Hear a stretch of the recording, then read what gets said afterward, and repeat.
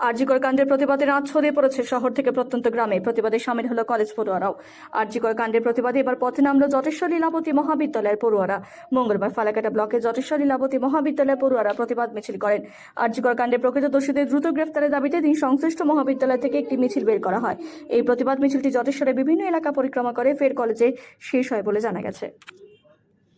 ঘটেছে সেটি একটি নিন্দনীয় ঘটনা, খুবই একটি খারাপ ঘটনা। বন্ধুর সাথে যা হয়েছে খুবই খারাপ হয়েছে।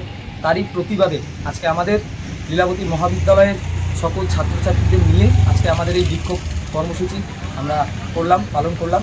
কারণ আরজিকর যে ঘটনাটি ঘটেছে, একজন ধর্ষক, সে ধর্ষক, তার দ্বিতীয় কোনো আর পরিচয় হতে পারে না, সেটা আমরা মনে করি। আর দোষীর যদি অবিলম্বে তার ফাঁসি না দেওয়া হয় বা তার থেকে কঠোরতম শাস্তি তাকে যদি না দেওয়া হয়, আমরা পথে আবারও নামবো। এর থেকে আরও বৃহত্তর আন্দোলন আমরা করব, এই আশা রাখবো। আমার নাম রাহুল সরকার, আমি লীলাবতী মহাবিদ্যালয়ের একজন সিনিয়র স্টুডেন্ট।